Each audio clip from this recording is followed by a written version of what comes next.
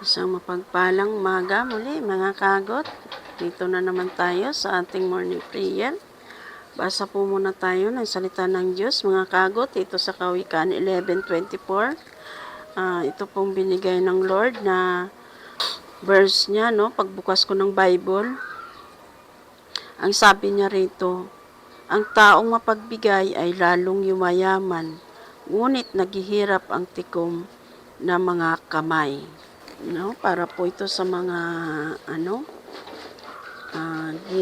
mga givers po sa kung saan sa kapwa natin o either sa church mga kagot, higit sa lahat sa ating gawain mga kagot ay maging bigay po tayo mga kaagot. Hindi po ito sa pilitan mga kaagot.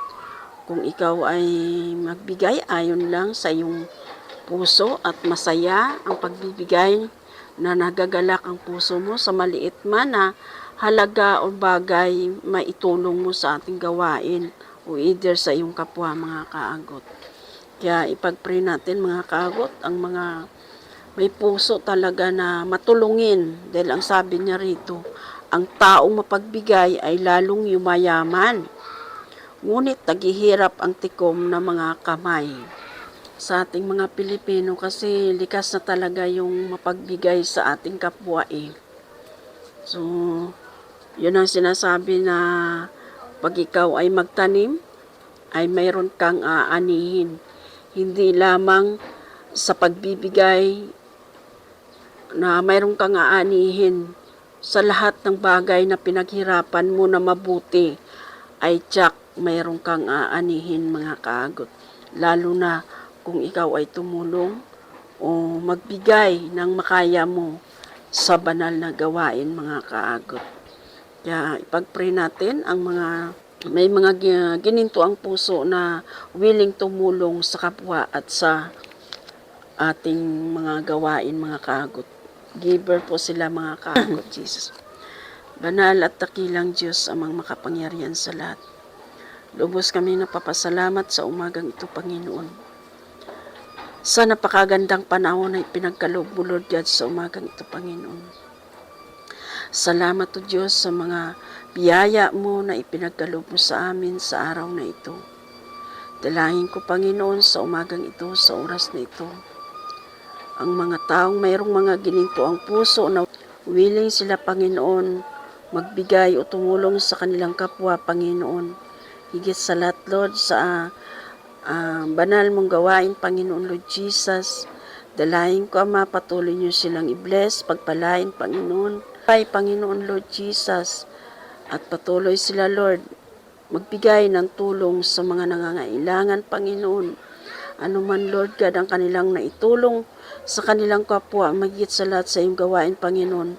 Naniniwala kami, Panginoon, naniniwala ko, Panginoon, na ito'y binabalik mo ng siksik-liglig sa kanilang buhay, Panginoon. Dalangin ko muli, Ama, ang iyong malayang pagkilos at paggalaw sa buhay ng mga taong mayroong mga gininto ang puso, willing tumulong sa kapwa at sa iyong gawain, Panginoon. Patuloy niyo silang i-bless, Lord, pagpalain, more income, Panginoon, source of income sa kanilang buhay.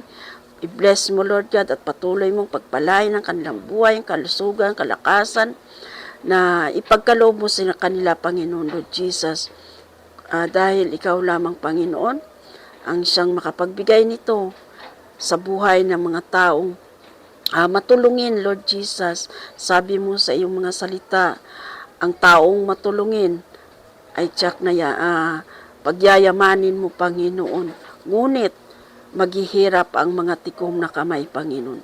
Kaya, Lord God, I pray, Panginoon, Lord, ang mga taong ding ito, Panginoon, Lord Jesus, kung maranasan kanila sa kanilang buhay, sila din, Panginoon, ay magbibigay ng tulong ayon sa kanilang kalooban, magbigay, Panginoon, ng mayroong kagalakan at mapayapang puso, Panginoon.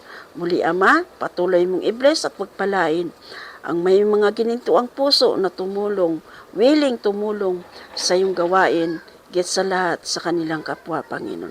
Pagpalain mo pa, Panginoon, Lord Jesus, ang lahat ng mga tumutulong na kapatiran o either sino man, Panginoon Lord, na may mga ginintuang puso, Panginoon. Salamat muli, Ama, sa umagang ito, sa oras na ito, sa iyong biyaya at pagpapala.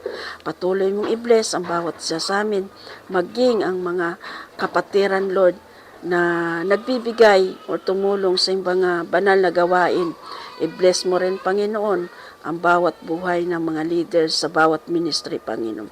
Salamat, Ama, sa umagang ito, sa oras na ito, Panginoon, sa iyong kapurihan, kaluwalhatian, kadakilaan, sa tangi mong pangalan, in Jesus' name.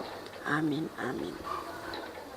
Ayan, muli, mga kaagot, isang matagumpay na naman ating morning prayer na ating na ilapit sa ating Panginoon. Naway magustuhan ninyo, mga kaagot, ang aking prayer na ito. Kung magustuhan ninyo, mga kaagot, please, mga kaagot, like nyo, share sa aking mga video. Ang Diyos ang siyang magpala sa inyong buhay, mga kaagot. Thank you, mga kaagot. God bless you. I love you with the love of the Lord. Bye!